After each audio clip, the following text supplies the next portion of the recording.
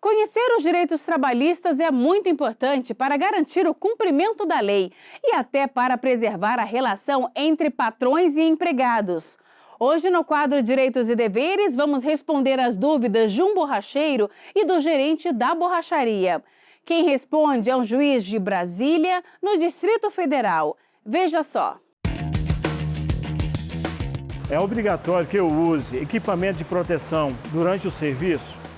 Caso eu me recuse, eu posso ser dispensado por isso? Muito bem, Lutemberg. É obrigatório, sim, que se utilize o equipamento de proteção individual. Embora seja um direito o recebimento desses itens de segurança e um dever do empregador, o empregado não pode se furtar de sua obrigação, sob pena de ser reconhecido até sua insubordinação ou indisciplina e ele ser apenado, afinal, em sendo isso reiterado e grave, com a justa causa. Caso eu necessite reduzir a jornada de trabalho do meu empregado, é possível também reduzir o salário? Oi, Ricardo. A possibilidade de redução de salário depende de negociação coletiva. Essa é a regra que nós trazemos da Constituição Federal. No entanto, o artigo da CLT que prevê a condição mais benéfica como incorporada ao contrato de trabalho nos permite também investigar se o melhor interesse do empregado não está justamente nessa redução de jornada. Em sendo isso comprovado, eu entendo que sim, é possível tanto a redução da jornada como a consequente redução da sua remuneração. Com a reforma trabalhista, o que deixa de ser contado como hora trabalhada? O tempo à disposição do empregador continua sendo a premissa básica de sua remuneração. No entanto, a reforma trabalhista trouxe modalidades de contratação diferentes, como o trabalho intermitente, que é remunerado apenas e especificamente aquela hora em que o trabalhador é convocado para o serviço. Mas duas situações pontuais chamam ainda mais atenção.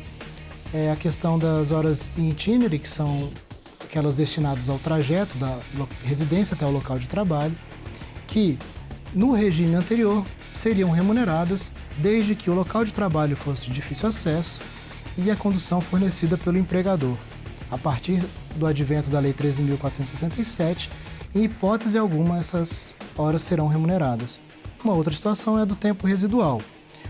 O tempo residual é aquele excedente a 5 minutos em cada cômputo de jornada ou de 10 minutos no total do dia. Caso esses limites fossem ultrapassados antes da reforma, o trabalhador teria direito à sua remuneração. Agora existe um critério novo, de acordo com o interesse do empregado. Se esse tempo, ainda que ultrapassando esses limites já mencionados, for destinado a atividades do interesse do empregado, seja lazer, seja por segurança ou outras mencionadas no artigo da lei, elas deixam de ser remuneradas.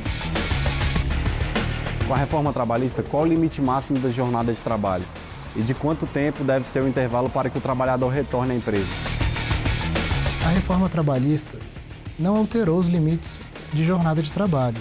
Então, continua sendo impositivo o limite diário de 8 horas e semanal de 44 horas. No entanto, existe a possibilidade de compensação, de modo que a prorrogação em um dia ou em uma semana seja compensada nos períodos seguintes. Com relação ao intervalo, a jornada acima de 6 horas torna obrigatório o intervalo mínimo de 1 hora. A reforma trabalhista trouxe a possibilidade de negociação coletiva com relação à duração desse intervalo, autorizando a redução, desde que firmado acordo ou convenção coletiva de trabalho, para até 30 minutos.